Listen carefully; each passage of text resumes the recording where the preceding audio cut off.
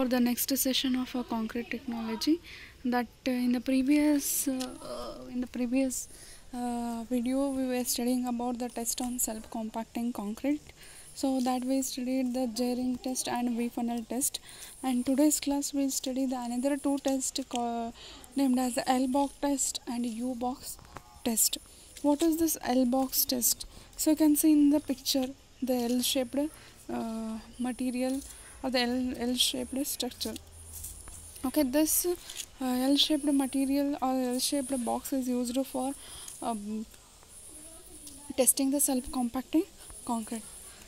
So the explanation for this test is developed in Japan. The test assesses the flow of concrete and also the extent to which the concrete is subjected to blocking by reinforcement.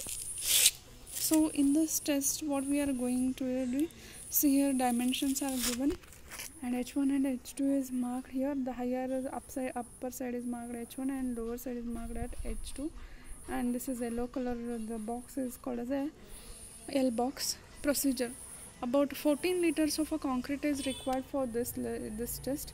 Ensure that the sliding gate can open freely and then close it. Okay, so about you need a 14 liters of a concrete. Moisten inside the surface, remove all the surplus water. Initially they add the water to this and remove all the extra water from that. Fill the vertical section of the apparatus with a concrete.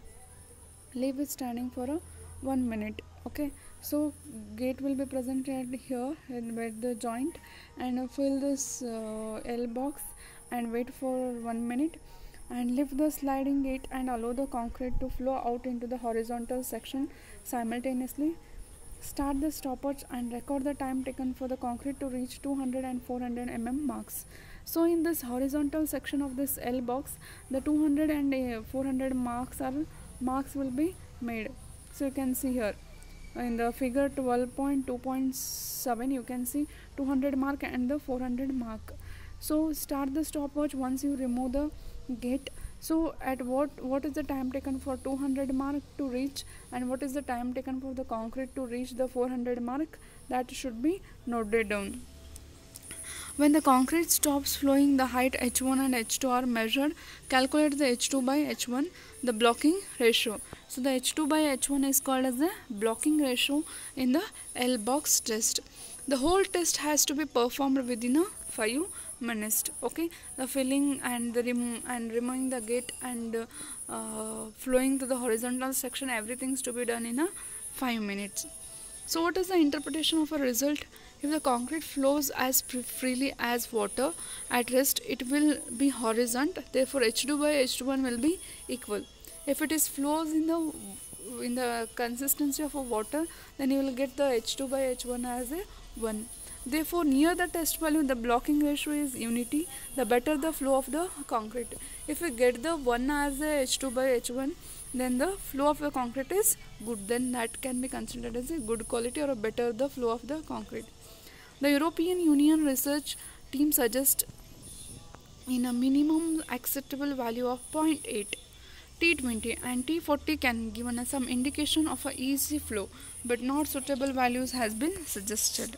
Okay, what is the time for reaching the 200 and what is the standard time for reaching the 400 mm? There is no standard time for that. Okay, this is L box test and very important test, frequently asked in a examination. Okay, just go through this test. Okay, and next another test called as U-box test method. The test was developed in Japan. The test is used to measure the filling ability of a self-compacting concrete. The apparatus of vessel that is divided by middle into two compartments shown by R1 and R2 in figure 12.28. So I'll come to 12.28. This is one part is called as R1, another part is called as R2, U shape. So you can see in the figure, another figure. So U shape. So one part is R1, left side part, and another part is R2.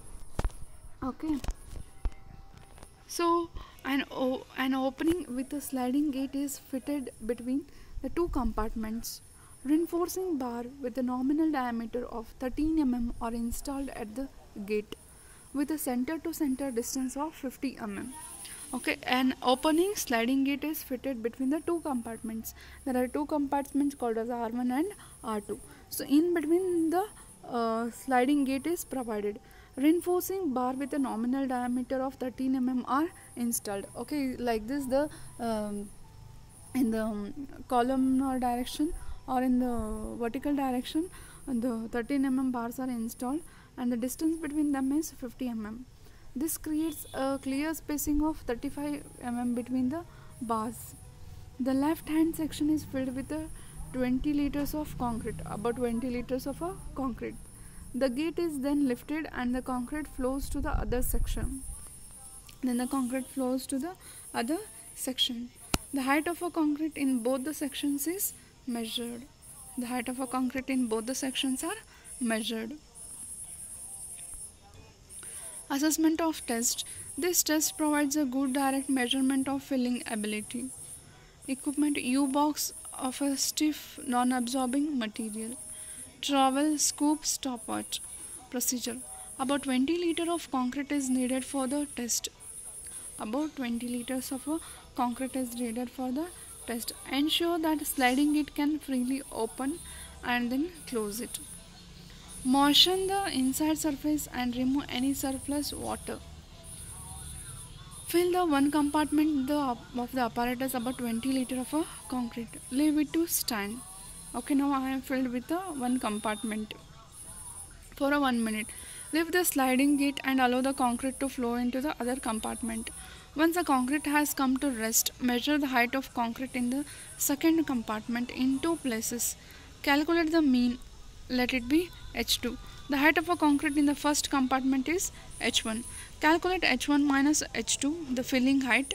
The whole test has to be completed within 5 minutes. Okay, so we are going to pass the concrete from this to this. When you pass, after passing, measure H1 and H2. H1 height is from the first compartment, H2 height is from second compartment. What is the interpretation?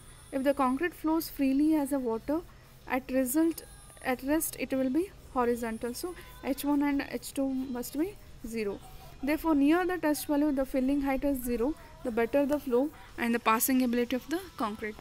So it is having a good passing ability and the better flowing ability, filling ability. That can be concluded from this test. The acceptable value of filling height is 30 mm maximum. Okay, the acceptable value of filling height is 30 mm. So this H1 minus H2 is called as the filling height. In L box test, H2 divided by H1 is called as a which ratio? It is called as blocking ratio, and H1 minus H2 is called as a filling height. So about 30 mm maximum. Okay, the H1 minus H2 should be 30 mm. More than this should not be considered. Okay, so these are the two important tests. Okay, we studied 4 tests on self-compacting concrete. That is, first one is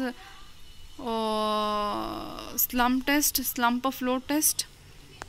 Okay, J-ring test, V-funnel test, L-box test and U-box test. Okay, other 2 tests are there. If you want, you can study for your knowledge, but these 5 tests are enough for you. Okay, thank you. So this completes the self-compacting concrete. Next class we'll study another concrete, that is called as a fiber reinforced concrete. Thank you all of you.